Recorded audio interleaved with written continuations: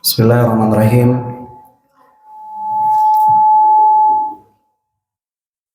Assalamualaikum warahmatullahi wabarakatuh. Alhamdulillahirabbil alamin. Asyhadu an la ilaha illallahul malikul haqqul mubin wa asyhadu anna Muhammadan abduhu rasuluh shadiqul wa'dil amin. Allahumma shalli wa sallim wa barik ala sayyidina Muhammadin wa ala alihi wa sahbihi ajmain.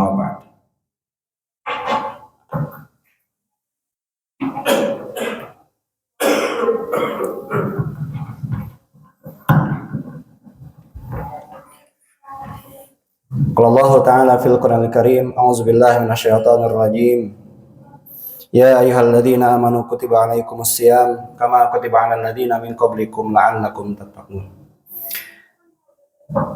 Alhamdulillah jamaah salat subuh yang dirahmati oleh Allah Subhanahu wa taala. Di kesempatan yang berbahagia ini kita semua bisa kembali merasakan nikmat dari Allah Subhanahu wa taala, nikmat yang begitu besar. Baik nikmat iman, nikmat Islam, nikmat kesehatan, nikmat kesempatan, sehingga kita semuanya bisa hadir melaksanakan salat subuh berjamaah. Rasa syukur juga kemudian kita sampaikan kepada Allah Subhanahu wa taala yang alhamdulillah Allah telah memberikan usia, umur untuk kepada kita semuanya sehingga kita semua bisa menjalankan ibadah Ramadan, ibadah puasa di bulan Ramadan ini, dan sekarang sampai ke hari yang ke-6. Jamaah yang dirahmati oleh Allah Subhanahu wa taala, di antara hikmah kita berpuasa di bulan Ramadan bukan hanya sebatas kemudian kita meningkatkan hablum minallah kita, hubungan kita dengan Allah Subhanahu wa taala, tapi juga kita meningkatkan hablum minan nas, yaitu meningkatkan hubungan kita dengan sesama manusia.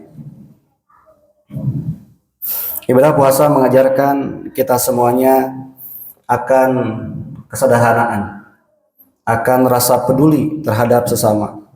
Ketika orang yang lain di luar bulan puasa ini banyak juga yang kemudian mereka kelaparan, tidak bisa makan dan sebagainya, dan disitulah kemudian kita juga tersadar bahwa ya begitulah ya rasanya kita juga kalau misalkan tidak bisa makan gitu ya di siang hari. Bagaimana rasa lapar, rasa haus itu juga kita rasakan. Dan itu memang adalah hakikat ujian ya. Bahwasanya setiap manusia itu pasti punya ujiannya masing-masing. Alladzi khalaqal mauta wal hayata liyabluwakum ayyukum ahsanu amala. Allah menciptakan kematian, Allah menciptakan kehidupan, dan lain adalah untuk tahu siapa yang lebih baik imannya, untuk tahu siapa yang lebih baik amalnya. Sesiapa yang kemudian diuji oleh Allah Subhanahu wa taala, kemudian mereka sering mengeluh, sering marah-marah, sering menyalahkan situasi, sering menyalahkan kondisi, berarti itu adalah salah satu ciri bahwa ya dia ini tidak menerima atas ketentuan dari Allah Subhanahu wa taala. Terus bagaimana kalau misalkan kita ingin agar apapun situasinya, apapun kondisinya, supaya kita bisa selalu merasakan ketenangan hati ketika kita menghadapi ujian, ketika kita menghadapi persoalan-persoalan hidup, apa yang kemudian harus kita lakukan? Yang pertama, agar kita bisa selalu menghadapi ujian ini dengan tenang, dengan bahagia, yang pertama kita harus menyadari bahwa semua orang pasti merasakan ujian yang sama. Itu yang pertama.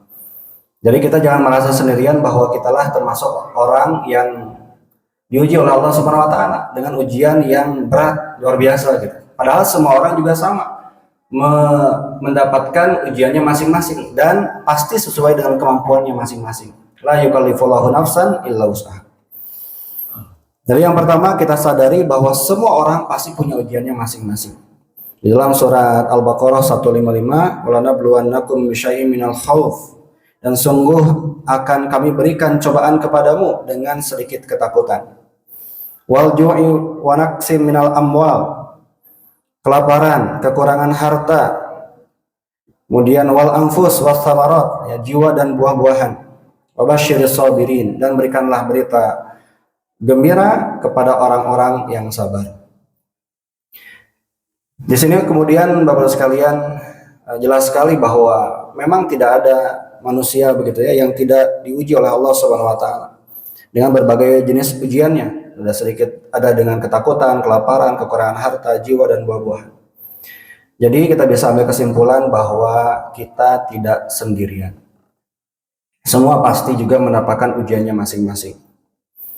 Kemudian yang kedua, bagaimana caranya agar kita bisa menghadapi ujian dengan tenang dan bahagia? Yang kedua, kita harus memahami bahwa ujianmu adalah penggugur dosa-dosamu. Tidaklah seorang muslim ditimpa musibah, baik berupa rasa lelah, rasa sakit, rasa khawatir, rasa sedih, gangguan, dan rasa gelisah, sampai pun duri yang melukainya, melainkan dengannya Allah akan mengampuni dosa-dosanya. Jadi ternyata Bapak sekalian, ujian juga termasuk bagian dari cara Allah untuk mengampuni dosa-dosa kita. Jadi ya kalau kemudian kita memahami akan hal ini, berarti kita bukan lagi bersabar ya, bahkan harusnya bersyukur kepada Allah Subhanahu wa taala. Karena dosa-dosa kita akan diampuni oleh Allah Subhanahu wa taala. Kemudian yang ketiga, sadari bahwa di balik ujian itu pasti ada kebaikan. Pasti ada keberkahan. Di dalam surat Al-Insyirah ayat ke-5 ya dan 6. Inna ma'al usri yusra. Jadi di balik kesulitan itu ada kemudahan. Jadi udah di satu paket. Gak bisa dipisahin kalau misalkan ingin dapatkan kemudahan, maka siap-siap dengan kesulitannya, kurang lebih seperti itu. Dengan begitu kita juga bisa optimis gitu ya, bahwa pasti setelah kesulitan itu akan ada kemudahan. Karena dunia itu ya gitu ya, perputaran antara kesulitan, kemudahan, kesulitan, kemudahan, kesulitan, kemudahan, terus seperti itu.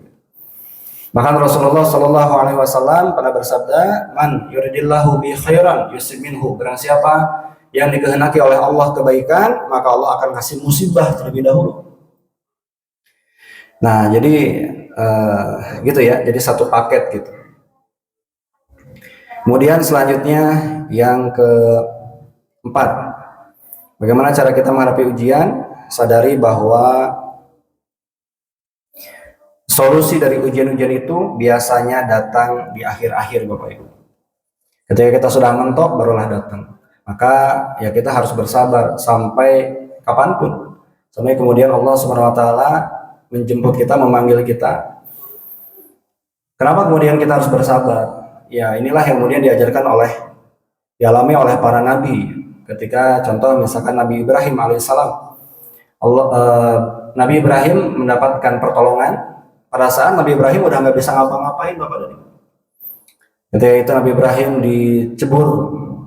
diceburkan ke api, ya. Pada saat itu udah nggak bisa ngapa-ngapain. Tapi kemudian ternyata dengan kesabarannya gitu ya, Nabi Ibrahim, ternyata Allah memberikan pertolongan di detik-detik terakhir itu. Kemudian contoh lain misalkan Nabi Musa alaihissalam. Nabi Musa alaihissalam juga pada saat itu dikejar-kejar oleh Firaun dan pasukannya. Kemudian lari dan gak ada lagi jalan. Yang di depan hanya ada lautan yang luas, di belakang ada Firaun dan pasukannya. Mau gimana lagi? Namun ternyata di saat-saat itulah